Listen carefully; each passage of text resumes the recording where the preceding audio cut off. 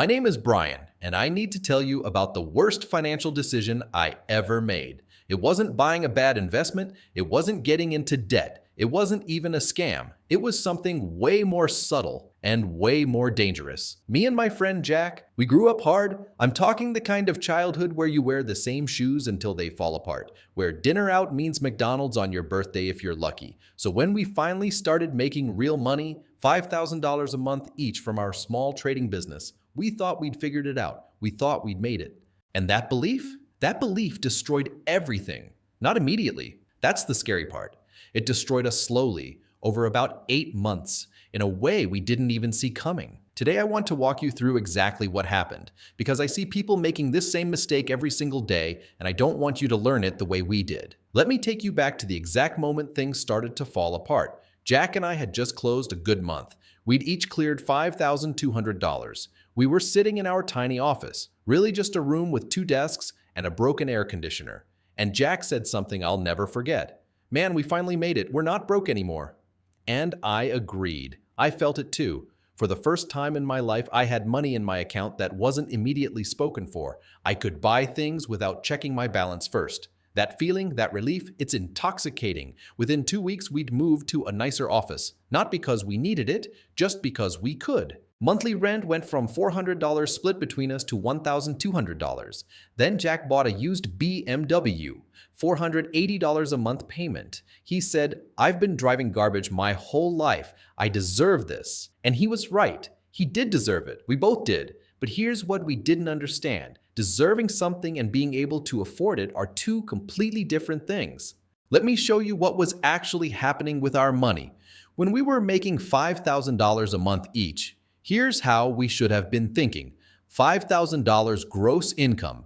Taxes, about $1,000. We were self-employed, so we had to pay both sides. That leaves $4,000 take home. Business expenses, software, supplies, internet, old office rent, about $600 per month per person, down to $3,400. Now, if we'd been smart, we would have lived on $2,000 and saved/invested $1,400 per month. In 1 year, that's $16,800 saved per person.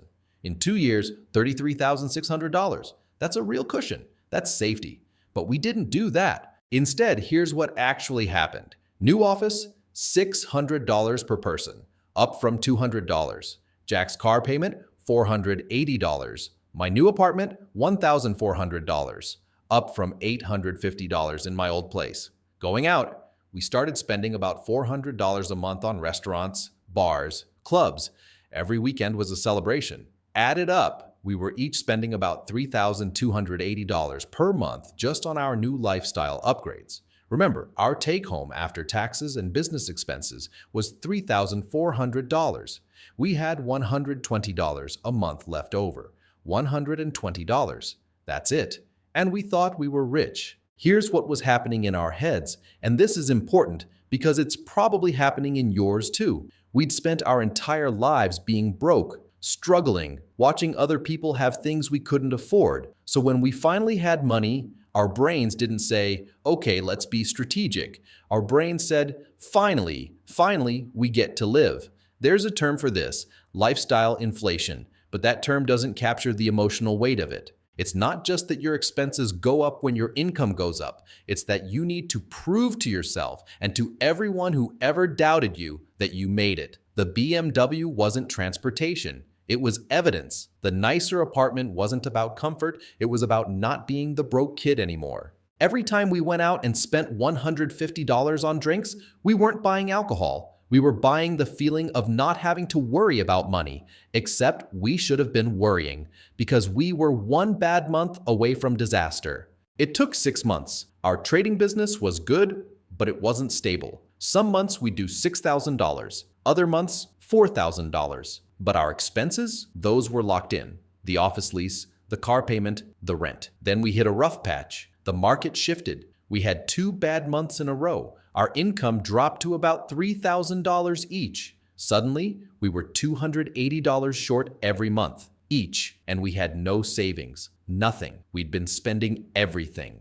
So we started using credit cards to cover the gap, just until things picked back up, we told ourselves. But things didn't pick back up, not fast enough. Within 3 months, Jack had $4,000 in credit card debt. I had $3,500. Then the business completely stalled. We went almost 2 months with barely any income, maybe $1,000 total each month. The credit cards maxed out. We couldn't make the car payment, couldn't make rent. Jack's BMW got repossessed. I had to move back in with family. We went from "we finally made it" to "we lost everything" in less than a year. And the worst part, we couldn't even blame bad luck. We did this to ourselves. Here's what I wish someone had told us back then. Making $5,000 a month doesn't mean you're rich. It means you have $5,000 a month. There's a huge difference. Rich means you have assets, investments, savings, options. We just had income, and income can disappear overnight. If we'd saved even $1,000 a month during those good 6 months, we would have had $6,000 in the bank when things got bad. That $6,000 would have bought us time. We could have kept the office, kept working, kept building. Instead, we had zero cushion. And when the first bad month hit, we were already drowning. So what did we do? We started over, from almost nothing. Jack moved back in with his parents. I was sleeping on my brother's couch. We took any work we could find. I was doing freelance gigs for $15 an hour. Jack was driving for Uber. But this time, we had a rule. Save first, spend later. Every dollar we made, we split it. 50% for absolute necessities.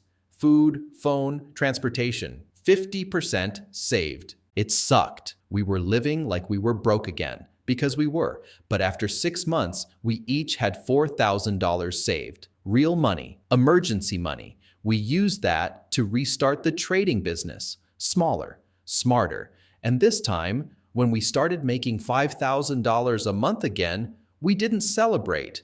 We kept living like we made $2,500. The other $2,500 saved and invested. Within 2 years, we'd each built up over $40,000 in savings and investments. That's when things actually changed.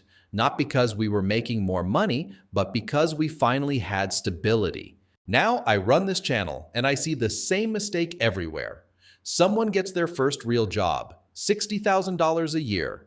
They immediately upgrade their car, move to a nicer apartment, start going out more. A year later, they're living paycheck to paycheck, wondering where the money went. Someone starts a side hustle, makes an extra $1,000 a month.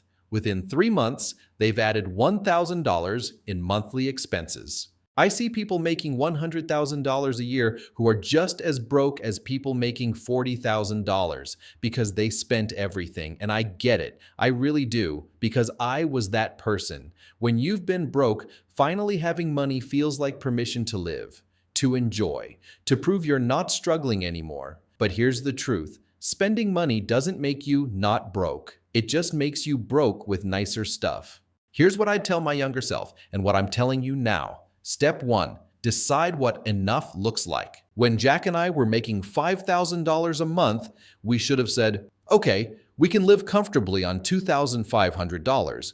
Everything else gets saved until we have 6 months of expenses in the bank. That's the target, 6 months of expenses. Once you have that, then you can start upgrading your lifestyle. Step 2. Automate your savings. The day you get paid, move the savings money out of your checking account immediately. If it sits there, you'll spend it. I promise you will. We all do. Step 3. Upgrade slowly, one thing at a time. Don't go from broke to living like you're rich overnight. Pick one thing to upgrade every 6 months. Better apartment, better car, more going out, whatever matters most to you. But only one, and only if you're still saving at least 30% of your income. Step 4, remember that income is not wealth. Income is what you make. Wealth is what you keep. You can make $200,000 a year and be broke. You can make $50,000 a year and be wealthy. It's not about the number. It's about the gap between what you earn and what you spend. Step 5. Prepare for the bad months.